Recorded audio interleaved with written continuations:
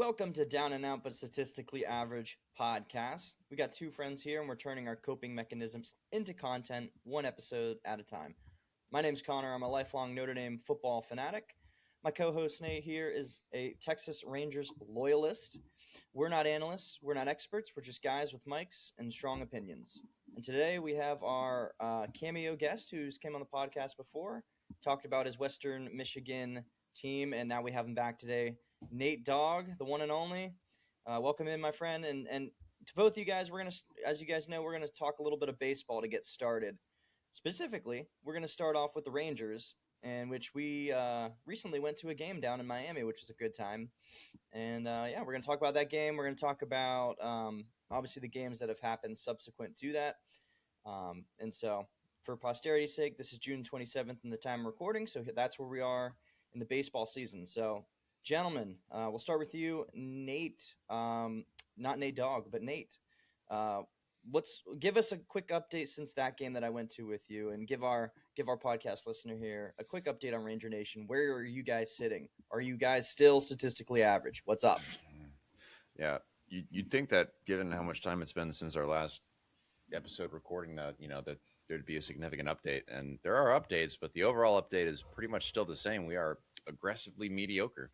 Still, again, continuously, and as we've been for a couple of years now, we still have yet to break out. So, I mean, we're at what 40 and 42 right now, so we're just below 500, and overall, I mean, we're able to win games, but then we'll have weird events like we're terrible against other sub 500 teams. We got absolutely smashed by the Twins like a week and a half, 2 weeks ago. And then, of course, the game that we went to was during the Miami Marlins series, and we lost that series, and not by a whole lot either. But we lost 2 out of the 3 games. The game that we went to, my assertion with that one, I'll just repeat it here, is just I don't know who that starting pitcher was, but our bullpen is exhausted, and it's very much showing, especially when it comes to getting to the latter part of different games. So even just the last 2 games as an example, we're currently neck deep in the series with the Toronto Blue Jays, and our starting pitchers, like last night, it was Nate Uvalde, good old Nasty Nate, good old Evo. We love him. He's the best. But he pitched 7 scoreless innings. He struck out 9 batters, which is a phenomenal performance.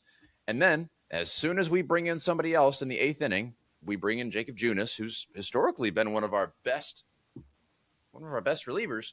But as soon as he comes in, a bunch of people get on base, and then he hits a double, 2 runs are in. And then the next guy hits a 2-run homer. So it went 5-0 as it had been for the entire game, and then it immediately went 5-4 in the 8th inning as soon as we pulled our starting pitcher. So my assertion for the game that we went to on Tuesday night was I still don't know who that starting pitcher was. I still don't know who it was that we put in. I probably should have looked that up if I'm going to count myself as a super fan. But yeah, he should have been pulled in the 4th inning, if not even sooner. I know that we've got a stretched lineup right now, but we're trying to get some starting pitchers through the IL at the moment. Like we've got Jack Leiter, who's supposed to be one of our young stars, but he's tied up for at least a couple of weeks with some, I think they called it loose bodies. He needs some surgery in his ankle. And then we've got some cavalry coming. We've got Jordan Montgomery, who's supposed to be coming back from his left UCL surgery, and he's starting to throw some rehab assignments. But bottom line, especially when it comes to where we stand, is our hitting. It's kind of, we're still not hitting. We're still like 26th of the entire MLB in terms of total runs scored. Our pitching is still fairly good, but it's getting worse because we've got a really stretched bullpen, so we're having to have our relievers throw way more often with way less rest in between pitching throws. So yeah, that's at least our overall. It's just, hey, we're kind of just mediocre in a lot of different fronts, except for starting pitching, which is still going relatively strong. So Yeah. And by the way, just for the listeners and also for you, Nate, the guy that was pitching, that I don't know if he was a starter or he was somewhat put in midway through. His name is Jose Corniel. and he's not even listed really on. He's basically listed as a minor league player. Like that's how they have him listed. So I guess they pulled him up maybe for the game, or they pulled him up just before, or Yeah. a couple weeks before. Who knows? But yeah, he's a younger player. So it looks like you guys are starting to pull dudes up from the minors to get in and give you guys some relief. Well, the other issues with that is that even though our starting pitching is more or less, it's doing very solid, definitely in the top half, if not top third of ERA and all of that. But even so, the first inning consistently gives us so much trouble. Like it's gotten to such a point, as I was telling you at the game, Connor, that for the first inning, it's now not at all uncommon for us to put in a reliever just for the first inning, just for the psychological effect, I guess, because it's literally just the first inning that we have like the worst ERA in baseball. It's like over 7 ERA. So we can't, for some reason, we get the start of the game jitters. Shout out Kamar Rocker for doing that constantly. But then on that, we're cruising all the way through until, the 6th, 7th inning. And then depending on how rested our bullpen is or isn't, then we can coast on through the end of the game. But now we got to actually make our offense, start to do a little bit better. I find watching baseball, the first inning is the best inning to get the starter. Like if you're going to get the starter, it's always that first inning before they get into a rhythm. Like if you can get to a starting pitcher, it's always that first inning that is the most likely to do damage. If you don't do it then, you go out 1, 2, 3 in that first inning. It's going to be a rough night for your hitter. Bad. And isn't that like how you set the tone in any sport? You start fast, right? Like I don't know the whole ins and outs of baseball, but I know with football, if you start fast and you score first, you get a touchdown right out the gate, and you're firing, that's so demoralizing. It's got to be the same for baseball. It's so demoralizing if you come out and you're pitching and you are just throwing strikes and they can't hit, and nobody's getting on base, or you get one person on base and you catch, like it's got to be so demoralizing, at least out the gate. At least you're giving somebody a challenge right out of the start to have to overcome. Whereas if you're starting these guys and nothing's really happening, and you're giving them full opportunity to get in the game, or if you don't have your best pitchers out there, or you're not pitching well, or your strategy's not on point, and they're knocking them out the park like we saw, in person, why do you think the Rangers are more taking this route? You mentioned injury, but is it just injury, or is there anything else going on here? Or is it purely injury and recovery? Well, in terms of the first inning thing, I definitely don't think that has anything to do with injury. I think it's just we've got a lot of young people on here, and for some reason, they're just getting a little bit more psyched out or wigged out about the first inning, which it's not unheard of. Is it a little uncommon? Yeah, most people aren't going to be doing that, but you make adjustments, and if it's literally just the first inning, which by and large it is, you just can't get going. Well, then yeah, start by trying to have a starting pitcher, or start by having a reliever do your first inning, while you figure out on the back end and in the background, hey, what's wrong with their warm-up routine? Why are they not getting properly? Because we've been totally fine with our warm-up routine and with first innings for several years now. So don't tell me that it's. And the people that are on our roster, it's not like not all of them are rookies. One of them is Jacob deGrom. He's a future Hall of Famer for pitching. And yeah, but even Jacob has been having issues. He allowed his first career grand slam like in the past 2 weeks, and it happened in the first inning. And I was just, so no, I don't think it's that, but I do think that that some of the rallies, the later inning rallies that have been happening, have been due to, not because of our bullpen being bad, just not being very rested. And they're not very rested because we got people on the IL. So it all comes full circle. Yeah, it's all interconnected. I got you. The problem with bullpens too is you have is like it's easy to get one guy who's playing well and starts and pitches 6 straight innings. It's hard to get 7 guys to pitch 1 inning and everyone pitches well. So the sooner you can get to a bullpen, the more likely you are to find one guy who just doesn't have it that day and can tee off on a guy and make it a close game again. Because you have to face 3 batters. So the coach can't just go, hey, this guy doesn't have it, 1 batter in, and replace him. It's, hey, this guy gave up a 3-run home run, and all of a sudden this game is a whole lot closer than it should have been because he Which it just happens, but by and large, we haven't been losing. I should clarify that we haven't been losing games because of late inning rallies on the part of the other teams. Other teams have caught up and or piled on, but it's almost always the games that we lose. It's almost always because they got us usually in the first or second inning. They just got our number, and we just trailed the entire rest of the game. We just couldn't. That's how. So that's how it was when we went to the Marlins game. I mean, it seemed like a good flow in the beginning, and then as soon as Miami cracked one out, you're like, oh boy, they're behind, and then it just the next few innings unfolded, and boom, they hit another home run, and before you know it, what was it, 6-1 by the eighth, and then we get into the ninth, and then the Rangers make a run, and they get 3 runs, so it's 6-4. And then at the end, I forget. Remind me, do you remember who the batter was that hit that big one? Josh Young. Yeah. So Josh Young, who's one of the better hitters, cracks one almost out of the park, and it just drops. So it's like it's almost like, to me, and this could be a bit of a microcosm maybe of the Rangers. Is like, I watched that and I was like, you guys have the hitting, you have the still, like, it's just like last year. You have the talent. It's just. It ain't just fully flowing. It's just not clicking the way it's supposed to. We're not demoralizing other people's starting pitchers early enough. Yeah. We're just not. Other teams are capitalizing on first inning jitters. We sometimes do. Sometimes, dude. I watched the game not yesterday, but the Friday before. So about a week ago, I actually watched with another of our friends, Jacob, and it was against the Padres. And in the first inning, the Padres scored 5 runs against Jacob deGrom. It was when they hit that grand slam off Jacob deGrom.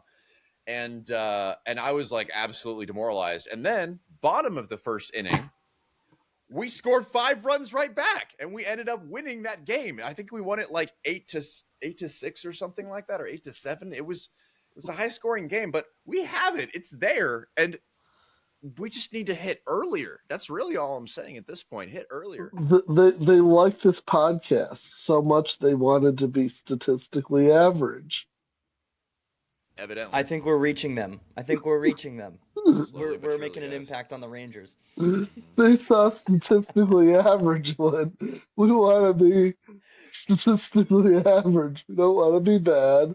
We don't want to be. Well, Nate Dawg, it's funny that you say that. This is exactly the reason why we created this podcast. One of the reasons is because both of our teams for so many years get your hopes up, and then you're like right here on the precipice of hope, and then they just dash them. And so you're just like, we're statistically average, and we're down and out again as a fan base. Hence the name Down and Out Statistically Average. We're so aggressive about our statistically average teams, though, that we created a podcast to talk about our frustration at them being statistically average. So we really need to reevaluate how we make decisions, Connor, because it's not making sense. It's not good. It's never going to be good. No. It's never going to be good. Well, so are there any other updates with Texas Rangers? Anything else kind of hot off the press for you guys? I still just want to also emphasize just how bad the American League West is as a whole, the entire division. Because as it stands now, we're 40-42. We're floundering, and not in the good way, not in the flounder kind of way. But we're floundering. So the issue is the race for the AL wild card. We're still in it. We're actually still currently in place to run away with the third wild card spot in the American League, just because everyone else is just as bad as us, if not worse. The issue is that we've got like 3 teams. I think it's the Astros, it's the Astros, it's the A's, and it's the Blue Jays that are all half a game behind us, or just 1 game behind us. So we've got like 4 different teams trying to compete for the last wild card spot. I know it's still, early summer, so we've still got plenty of baseball left to go. But I just want to emphasize, okay, well, Texas Rangers are technically still in the playoff race, very much so. Technically, as of right now, they're in it. They're actually, they would clinch a wild card spot. But that's not because the Rangers are good. It's just because right now everyone's bad. So I think that's more of an indictment on the American League West than it is the Texas Rangers. But hey, I'm not one to, complain about a freebie once in a while. So if that's going to be the way that the season ends and it makes us sneak into the playoffs, that's fine. So that was just my parting thought of just like, wow, baseball, the American League West is pretty sad. The So the Nate Dogg, the do you have any fact thoughts on that? the fact that the Tigers are still in the playoff race, only 5 games out, when there's a good chance we could have beat the Tigers in the month of May, just our Bible study group could have beat the Tigers and swept the Tigers, and somehow they would try to hike the baseball to first base. Dr- couldn't hit a beach ball, whatever it took. They would they would find a way to lose. I'm like, I looked at the month of May. I think they won 2 games. I'm like, just The Tigers? yeah. Two games in 1 month, that's it? It was bad. It was Oh my gosh, that's pretty rough. Sorry, Tigers fans. If you're any Tigers fans that are watching, I'm sorry, that's brutal. they had both Verlander and Skubal injured at the same time, which doesn't help you. In fairness, let's remember Verlander is like a million years old and he's on the IL most of the time. That's just kind of the dynamic. I mean, he's one of those guys, just like Max Scherzer.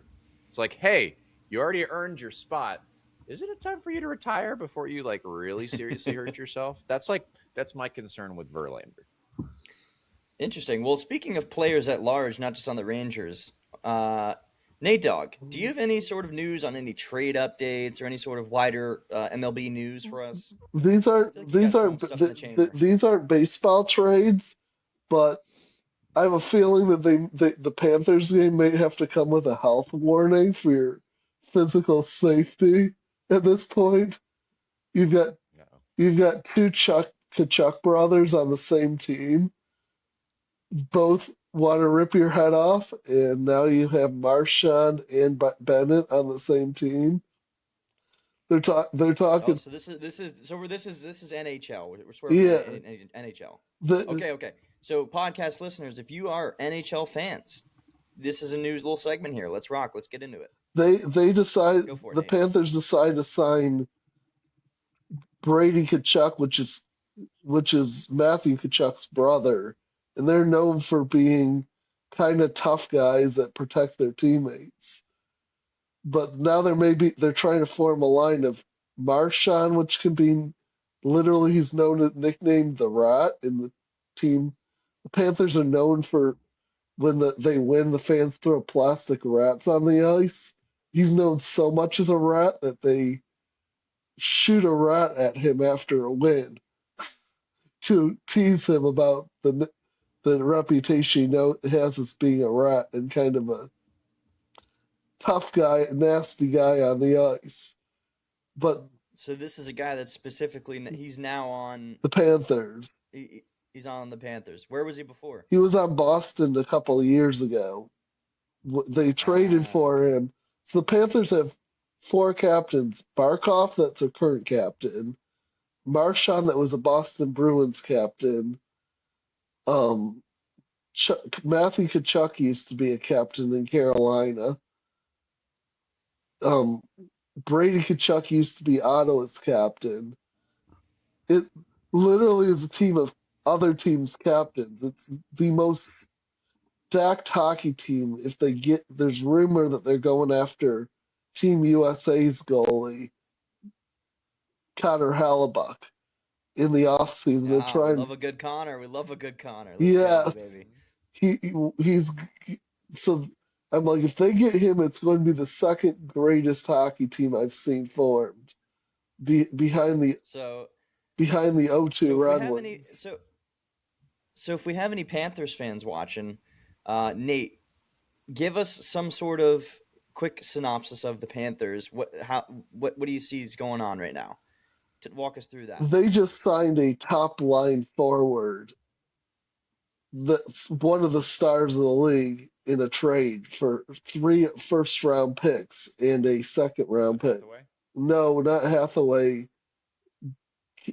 Kachuk. Hathaway is, I saw that signing. He's a more of a fourth line penalty kill forward that's going to block shots and get into just. He's not going to score he's not going to score more than 3 or 4 goals all season, but he is going to be in most defensive face-offs, killing penalties, that kind of role. Depth guy, not really. Gotcha. So he's kind of like adding to the depth. Yeah. You know, he's coming off the bench. Well, you guys won the Stanley Cup. Correct me if I'm wrong. 2024, 2025. Am I wrong? Oh, the man just pulled out the mug on us. If you're listening on Spotify, he just pulled out his mug that says Stanley Cup champions, baby. Florida Panthers. All right. Well, we'd love to see that, man. You're a true fan. All right. So you guys were champs in those years, but you've had final appearances in 1996, 2023, 2024, 2025. Do I hear another year incoming? Is that what I'm hearing? 2026? Pretty much. I watched this YouTuber that was joking. He goes, "Can we just forfeit the game and come out with our vertebrae, come out alive?" I just want to leave South Florida alive. I don't care about winning enough to end up in the hospital at the end of the night. I'll say this: it's common to not leave South Florida the way you came. I'll just keep it at that. Let's face it though, South Florida, at least we didn't run out of alcohol, unlike Boston when the Scottish came to town. Yeah, for the FIFA. So for context, that's the FIFA World Cup. There, the Scottish fans and Scottish people have come in to Boston and partying it up, and we love it. But yeah, they are consuming some resources, so some restaurants are having to reorder. They're staying well hydrated. Well, listen, I think that's a good little transition here from appreciate the Panthers recap there and some excitement there. Well, how about some FIFA World Cup? Obviously, that's currently going on, and the U.S. is still in it. They play this Wednesday. Either of you, if you got any more information or insights or any predictions or how you feeling about the World Cup in general being here in the U.S.? Whoever wants to start, take it away. It's cool.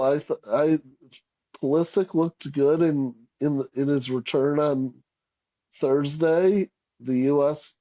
Yes, we lost, but it realistically did not matter, and there was a lot of guys that didn't play because if you get a second yellow card, you're suspended for the next game, and the U.S. was like, "Hey, we already clinched who were playing in the schedule going forward." So the U.S. had nothing to play for, and they're like, "We're not risking a guy getting suspended for a game that won't change anything." So they looked good. They didn't look horrible. They looked like especially that second half, started looking a lot more organized with Pulisic back, and I think he got. We still lost to Turkey, who hadn't scored in the World Cup the entire time up till that point. That's how, I don't know, our second string people, or whatever term it is for soccer, our second string guys, yeah, there's a clear distinction in talent from what I saw. Well, from what I understand, you've got Pulisic, you've got McKinney, Reyna, and Aronson. Those are sort of some of your key 4 players. There may be some additional ones, but those are our like core guys that are really propelling the team. Does that sound right? Yeah. Got it. I have no idea. So where's the U.S. stand in terms of like do we have a shot? Like, you know, we've gotten our hopes up before as U.S. fans. We want to see some noise made on the national stage. But do we have any sort of chance? What do you guys think? I think we got a chance at winning potentially the next 2 games. Beyond that, everyone is good. Like once you get to the quarterfinals, you're in the top 8 countries in the world. They're all good at that point. But I think Brazil's not as good as they've been. I don't think this is the best Brazilian team. Italy's. How about Portugal? I think Portugal. I think just in general, I think Ronaldo's getting older, and I don't think he's quite as good as he used to be. Like he's. Yeah. I think. I think it's my honest predictions. I think it's going to be a repeat of last World Cup. I think Argentina and France seem like clearly the two best teams. Well, it's tough with Mbappe. He's something else. Oh my for gosh, France. I'm so tired of hearing about him. He's so good. So Oh, tired of hearing. I Yes, feel you. he's I'm so with good, you, but he's so good, man. oh god. It's annoyingly good. And then, but Yep. you got Mbappe and you got Messi from Miami. Yeah. I would love to go Well, see him play at one point. Either of you guys are down. 100%. Yeah, that'd be great. Yeah, you just forward me about $4,000, and we'll definitely consider that. But heaven knows I am not going into debt You know, to listen. see a World Cup game. I'm just not. No, If either of you have company, if either of you get company perks with that, let me know. no, Right? no. Not saying World Cup, but I'm saying when they get back to MLS games and Messi's playing at Oh yeah, yeah. Inter Miami, that would be cool to see. Absolutely. 100%. For sure, my statement stands. If either of y'all companies have perks with that, let me know. Let me know. All right. Well, listen. I think that's some good soccer. I think we pretty much thoroughly covered that. Let's, if any other, just to touch back, any other Rangers information. I know we kind of, went into the Panthers a little bit, but any other closing thoughts on the Rangers? I think we're pretty set. I think I gave All you right. a pretty good I have information. I have one more Sweet. trade I want to mention because it's Okay. Giannis coming to Miami. I know Cameron was, Oh, is this you're speaking? Okay, so NBA basketball. yeah, Okay. the Greek Yeah. freak coming to the Heat. Yeah. Well, I don't know that's a anything big about one. basketball. Yeah. So Giannis, what's his last name? Adetokounmpo. Yeah, Some long last. Giannis is how people call him. yeah, He's one of the best in the league. The girl and the Greek freak, and he's got now he's on Miami, which is for the Florida, for the Miami fans here, Miami Heat fans. That's a massive trade, massive trade. Not expected either. Kind of came out of nowhere. Just boom, got one of the best players in the league. Which props to the Heat organization for putting that together and executing. yeah. Props to him. They keep doing it. I was telling Cameron, I think the problem is they now need a shooter because they gave up Hero for him, and now we have lack of shooting. But Yeah, and we'll see how the Heat season unfolds with it. It's a good trade, and so we'll see if they can kind of add that last piece, as you said. Well, really, Nate Dawg, thanks for the trade updates, man. That was really good. Let's transition into some football here, specifically some college football. And Nate Dawg, so as some of the listeners, if they watched the previous episode that you were here, they know that you're a huge Western Michigan football fan. Obviously, you went to the university, graduated, and you had a great time while you were there. And you've been a big fan ever since, even in their magical season that they had. So give us an update now for 2026. Obviously, it's June 27th, so we're still a little ways out from the season. But what are you seeing? Is there any news in Western Michigan world? What's going on? it's kind of been quiet. I've seen little Facebook clips that have come through lately, but we've been kind of on the quiet side. I think it really is like players don't even come to on campus until early August, so there's not really a whole lot happening. It's kind of the dog days of summer when it comes to football right now. I would say Sure. the best right now, the big thing that's I was actually talking to my dad because he wanted to see me come up to Michigan for and visit, and I was like, hey, if I come up the end of August, we could potentially go to the football game.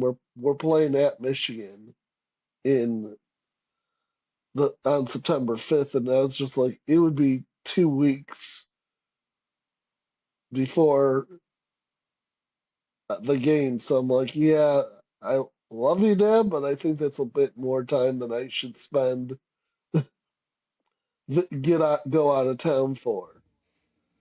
Yeah, okay. So you're gonna do that potentially. So I tell me this I though. have a I have a What about do you have any sort of like news updates on the teams or any game predictions that you want to go over, anything like that? Hey, I got one thing for you. We have 70 days, 10 hours, 18 minutes, and 2 seconds between now and the next game. I love that. It's on their website, the countdown clock, and so it. But I think the first game's at Michigan. I want to be hopeful. I've just seen enough times where I've seen us play at Michigan, and I was hoping there was rumor last year about this time last year that they were going to turn that game into a game in Germany, and I would have been. I'm if that had happened, I'm like, I would be down in 100% to go to the game in Germany. I've just seen enough games at Michigan Stadium. That I'm like, okay, I don't have the excitement to go see a game at the Big House. Well, and that's quite a stadium to play in. I mean, so that's that week one game you have against Michigan, Saturday, September 5th. You got week two against Monmouth. Do you get? I think you guys are going to win that one, right? That's kind of our warm up game. That's our game that we kind of every college team has. It's their easy. So that's sort of like the Patsy game they call it, the Patsy Yeah, game. Got it. All right. So week three, you're going against Rice. I think that'll be a pretty good matchup. What are you thinking about that game? I think it's a good game. The only thing that concerns me is my freshman year we played them in a bowl game and Rice was lar Rice was just huge. Like they destroyed us in the Texas Bowl in Dallas, and it no, it was in I think it was in Houston actually, and it was just So are you predicting a win for that game? What do you think? I think so. I think we're defending conference champs, and they aren't, and I think that overall conferences are pretty equal. So if everything else is equal, I'd say we're better as a conference, as a G5 conference champ versus a non-conference champ. So I'd say Gotcha. win. Boise, if you know anything about the group of five in general, everyone, we all love Boise State. Like, there's no rivalry really. It's appreciation for all the effort Boise State has done to kick the butts of the big schools and opened up opportunities for a Yeah, Western of the Michigan. Power Five schools. Yep. Yep. We all love them because it's appreciation of what they've done, opportunities they've opened up for group of five teams that like you may be our opponent, but we appreciate you guys for everything that you've done. They're in the college football world, and this is context also for you, Nate the Great, and also our listeners. So Boise State is like the synonymous, think of David and Goliath. They are David. Like they've consistently swung and knocked down the big schools. Um, and Nate, you probably remember that. Nate Dogg, you probably remember this, the famous game that they had in the Tostitos Fiesta Bowl. Do you remember that one? Yeah, Yeah, and so they beat like one of the top teams in the country back in like 2005, and that never happened. Now, as the sport's gone on, it's a little more regular, but they were kind of like the trailblazers for these small little schools yeah. being able to beat the big guys. And so now it's kind of leveled out the sport a little bit more. Still blue blood heavy, but they've definitely helped out. Well, Nate Dogg, run through us the rest of the schedule here. You got week 5. I'm just going to list them off and give me your thoughts on them. You got Buffalo in week 5. You've got um, Toledo is in week 8. Week 9 is Bowling Green. Week 11, Akron. Week 12, Eastern Michigan, Miami of Ohio. I could be missing some games. I'm just looking at it here. You, you, But give us a rundown of all those games. You missed the Brian Kelly school. The Chippewas, Central Michigan. Okay, well, give us a run through of those games. What are you thinking? I think Buffalo, Kent State, I think are both very beatable. I don't know. It's going to really depend on how once you start to get to conference season, like it really, the cool thing about the MAC is that the teams are not, there aren't huge financial or physical differences between the teams. So, like, every game could be a one score game, and anyone can lose any given Saturday in the MAC because it's just, and that's how it is. Like, schools aren't, there's not the gap between finances of a Michigan versus a Rutgers or a Northern or an Illinois. Like, you look at Illinois, and I would say, to be realistic, I would say the G5, a group of five like the MAC, if you put the bottom quarter of the Big Ten versus a G5 team, the bottom of the Big Ten team might win, but you won't look at it and go, "Oh, it's a 6 score beating." It's a game that has a back and forth. It's close. It's These are competitive games because the difference in size is probably bigger between a Michigan and an Illinois than there is between a Western Michigan and an Illinois in physical Gotcha. size and talent. Like, the gap isn't as big.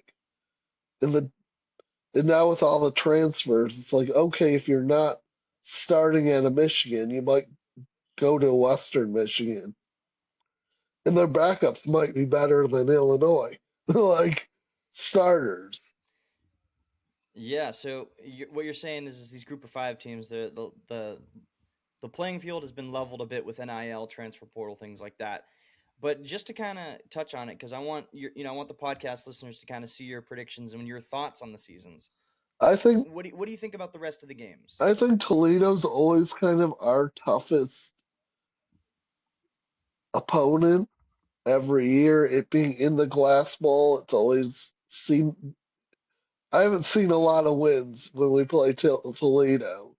Like, that's just kind of, if I were to say one tough MAC game that just scares me every year. Central's fun. The, it's at Central Education that screws you up. You end up becoming a Brian Kelly and Jim McElwain or a Antonio Brown. They made the mistake of first going to Central and screwing up their brain there. Listen here. I'm all on the pettiness of Brian Kelly train, all on it. Okay, but I'm gonna save that for my segment. Speaking of which, what's going on with Notre Dame these days? Well, listen, the Fighting Irish. We are on a recruiting sort of bender here, so let me roll into that. So we've got more optimism, but it's based on what's going on here. We just landed a 5-star commitment from Albert Simien. He's the number 24 overall player in the country of the 2027 recruiting class. And Nate Dawg, you'll really appreciate this as a college football fan, and you know this.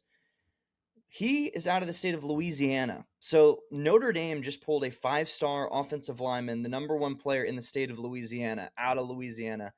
So a quick backstory on this, and I looked this up before.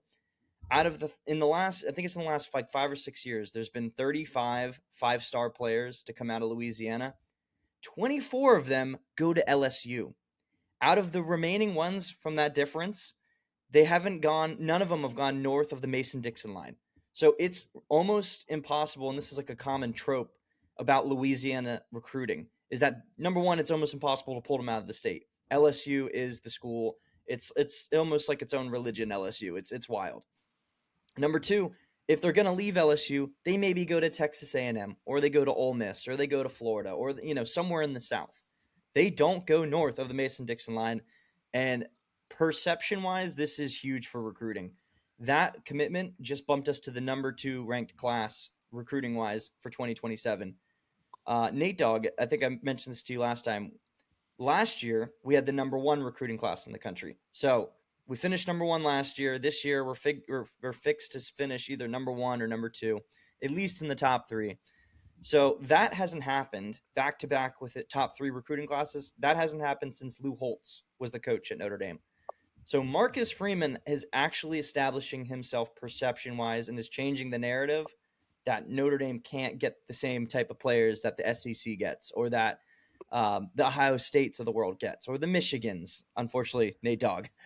Those teams are been able to pull those 5-star players consistently. And here's the really encouraging part. And I'm about to go full delusional on you guys. With this year, we have, I think, 4 or 5-star players. All of them are within the trenches. Offensive line, defensive line. So we are getting the 5-star defensive lineman and 5-star offensive lineman. The man who did that consistently back-to-back years was Nick Saban. He's the only coach that's been able to do that in the last, 20 years of college football, consistently getting those guys. And Marcus has done it. This is the second class in a row where he's pulling 5-star O lineman and D lineman. So we'll see if he can do it in 2028. But guys, this is unprecedented for Notre Dame fandom. This is unprecedented in my lifetime as a Notre Dame fan. This doesn't happen. People thought of us as an afterthought. We're a relic of the sport. And we're coming back, and now our fan base, we're about to be annoying as ever. And so that's really exciting. But we've got Albert Simien. He was the big pickup that we just had. Right before that, just about a week before, we got a major pickup for a 5-star defensive end, Abraham Cisse, out of Pennsylvania. Took him out of Penn State's backyard. Sorry, guys, you don't have James Franklin anymore. So, and then recently, within the last couple of days, we got a 5-star wide receiver, Julius Jones Jr., who is a legacy recruit from Julius Jones, who played for the Irish back in 2003. So that's his son. He's actually here in Fort Lauderdale. And they're actually about to make famous something called Florida Dame, because Notre Dame is really locking down the state of Florida and really picking a lot of the big recruits out of the state of Florida. That's really huge. We had another big pickup, which was Sagan Alexander. He's another defensive lineman, high 4-star player out of Georgia. So again, we're going into SEC country now and plucking the best players out. Not each one of them. We lose some. But before Brian Kelly, who was our coach for however many years, he had a way, because again, he was at Notre Dame for over 10 years. And so he created a perception that, well, we just have to shop down a different aisle. We can't get the 4 or 5-star guy. Maybe we'll get one here and there every 3 or 4 years, but we're shopping down a different aisle. And actually, it was lazy. It was a lazy way of recruiting. And actually, there's this quarterback who played for Notre Dame named Malik Zaire. He's a podcaster now. He recently went on a national podcast talking about the differences when he played back in, I think it was like 2015, 2016, and now.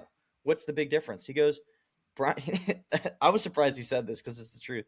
He said, well, listen, he was my coach, but Brian Kelly loved to golf. Marcus Freeman likes to recruit. That's the difference.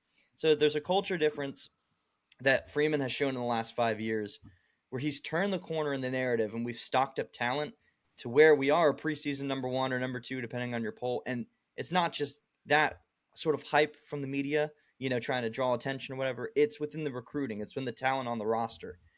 And this is sort of my prediction, is that over the next 4 to 5 years, we're going to see a real big shift in people's perceptions of the Irish. It's going to take this year to really land it. And in terms of, I think we'll make it close to the championship game, if not win it. If we do, then the program's perception is completely going to be smashed. That sort of glass ceiling, proverbially, for the Irish is going to be gone. And once that takes place, it's just going to be the same brand power that it had back in the 80s, 70s, 60s, 50s. That's just going to return. That's my prediction. Who knows the future? But that's my prediction, is people thought that brand was dead. It just took somebody who knew the brand's power, Marcus Freeman. So he's revived it. And so, we're in a spot where the recruiting is out of this world. The 2026 class I mentioned is number 2 right now. 4 or 5 stars, multiple 4 stars, top 3 class, obviously. And Marcus Freeman deserves real credit here. his early classes were good. 2023, he had the number 10 class. 2024, it jumps up and gets, the number 3 class, number 2 class, depending on who you ask. But really, being that 2025, 2026, these are top classes. Brian Kelly, that perception it's gone of what he gave Notre Dame, that 10-year sort of building of a picture of what we are and underselling the university, and that's over. So Irish fans were happy for that. But with that said, I'm going to transition over to really just some schedule predictions here. I call this the Revenge Tour season. So September 6th, we play Wisconsin at Lambeau Field. And the spread is ND minus 16.5. So I think that's going to obviously hold. And my prediction is Notre Dame 34, Wisconsin 16. I think Wisconsin is going to fire off early just because early season jitters for the Irish, but I think the defense will lock them down eventually. September 12th, we've got Rice. That one is so similarly to Western Michigan, we play the Rice Owls. Notre Dame is projected to win. It's minus 35.5 is the line. Definitely going to take that. So I'm going 48-10 Irish. September 19th, we got Michigan State. The line is minus 20.5. And then I'm going to take the Irish pretty substantially on this. I'm going to take it 48-10 on that one. I think Michigan State is in a recovery year, and I think that their coach is going to eventually do good things, but he's new. September 26th, we got Purdue. October 3rd, North Carolina. October 10th, Stanford. October 17th is BYU. BYU is really a big game. It's at BYU. They were almost a playoff team last year, so that's I think that's going to be a tougher one. The line there is minus 10.5. So I think they may not cover that one. I just sneak Provo is a tough place to play. So I think that's going to be a 31 to 28 game. It's going to be closer than people think. Then on the 31st of October, we've got Navy. I think that'll be a runaway. Now the big game, November 7th weekend, which you gentlemen, I need you over to watch this game with me so I don't have a heart attack. That's against Miami, which is a rematch of last year. As you guys know, we only lost by 3 points that game. It was at Miami. I was at the game. It was a heartbreaking loss. But it really, there's more of a storyline behind this because later in the year, that's when the whole playoff snub came in. And Miami, I've talked to you both about this individually. I believe Miami should have made the playoff, but I think Alabama should have been left out. So there's a bit of a sore wound there from the Irish players and Marcus Freeman. Oh, we remember. Oh yeah, y'all know the feelings of it. So, so that's I think that's going to be a really, really close game. The current spread is Notre Dame by 6.5, which is actually kind of bigger than I would think. But I think this is just at Notre Dame. It's College Game Day is going to be their biggest game. It's a 7:30 night game. It's going to be rocking in that place. Everybody, including the fans, is going to have revenge on their mind. So I'm going to go Irish 27, Miami 24. I think it's going to be a 3-point game similar to last year. And then the next game is Boston College. I think that's a quick, easy win. I'm going 41-13 Irish. SMU, I'm actually going to be going to that game, God willing. And so that's on the 21st.